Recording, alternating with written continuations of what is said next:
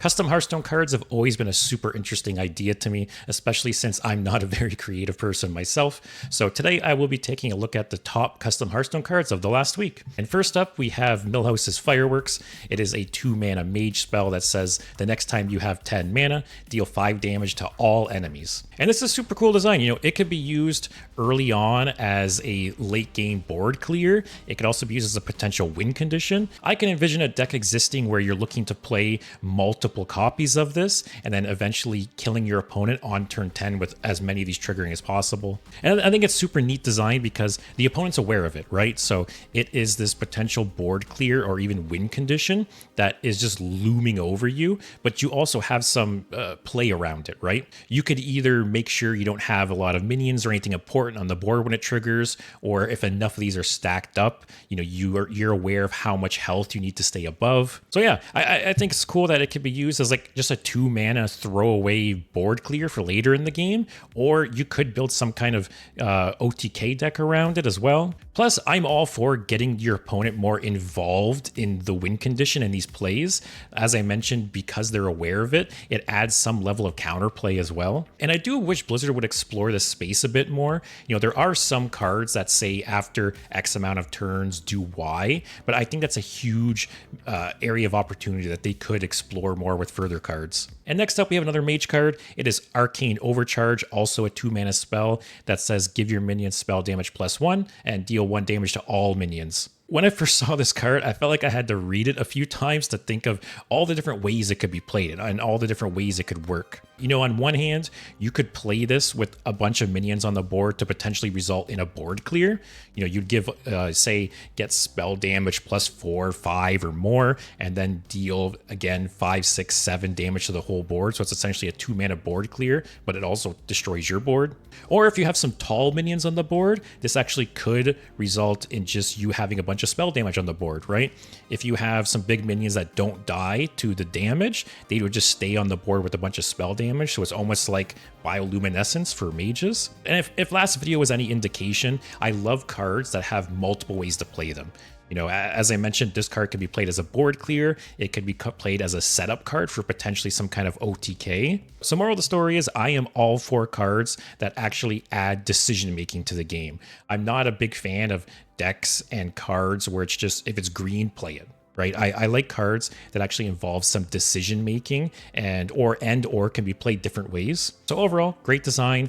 I will never not be happy with a card like this. And next up, we have Mini Hero. It is a 5-mana 3/4 hunter minion that has Battle Cry, choose an animal companion to summon. And I kind of have two main thoughts concerning this card. On one hand, I don't believe there's any other cards, at least I'm not a hunter player, I could be wrong, but I don't believe there's any other cards that let you choose one of the animal companions to summon. So I think that's a neat effect. But on the other hand, I feel like 90% of the time you'd just be choosing Huffer anyways. So maybe it isn't that good of a design. So while on one hand, I do think it's a design area that hasn't really been tapped to my knowledge, but at the same time, I think it would just read Battle Cry, summon Huffer. So maybe this isn't such a good idea. And next up, we have Crown Prince Anduin.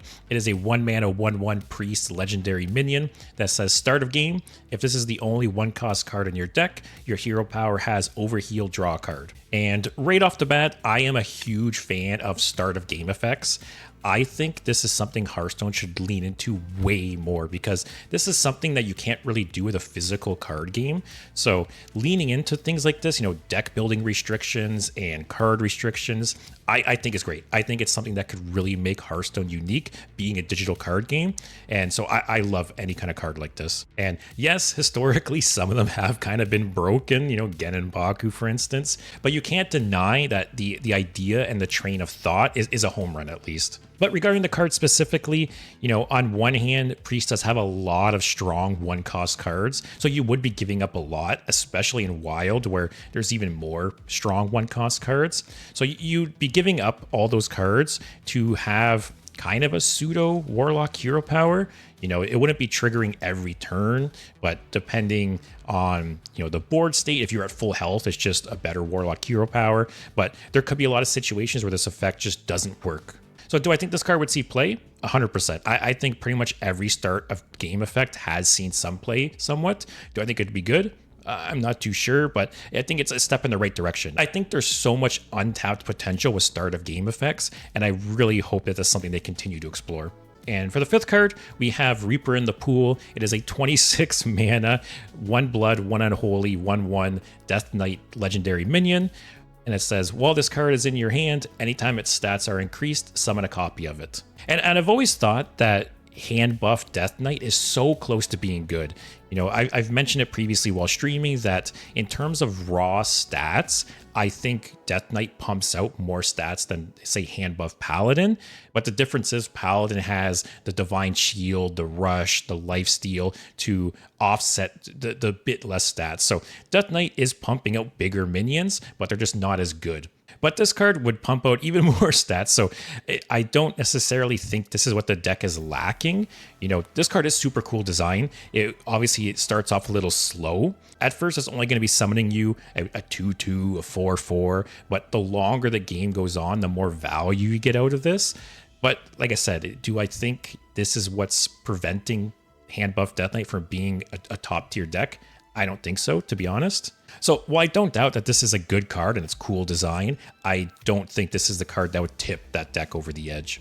But I could be totally wrong. Let me know in the comments. Do you think this would make Handbuff Death Knight tier 1? Do you think this card is trash? Or what do you think the deck is lacking? And last up, we have a bit of a bonus card here, as this isn't exactly a custom card, is more of a rework of an existing card. And it is Soggoth The Slitherer. It is an 8 mana 5/8 neutral legendary minion that has taunt, elusive, and can only take 1 damage at a time. So this is a rework of the original Soggoth The Slitherer, which is a 9 mana 5/9 legendary neutral minion with taunt and elusive. And this card is just bad, you know. Even when it released, it was not a good card. And, you know, you compare it to something like Winged Guardian, right? Which is a much better card and isn't even a legendary, so you can run 2 of it in the deck. So I'm all for buffing cards into playability, right?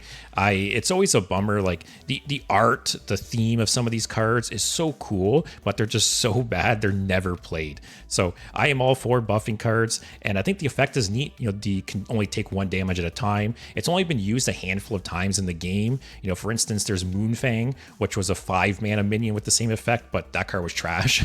I don't really remember this card being played often, and it was mainly due to the fact that it was still susceptible to hard removal, right? You could still just destroy this with something, but Soggoth having elusive would prevent that. So I do think this new version of Soggoth would be very sticky, right? It'd be very hard to get rid of, and it's a cool design. But let me know what you guys think. But that'll be all for this video. If you enjoyed it, please leave a like, leave a comment below, and hopefully I'll see you next Sunday.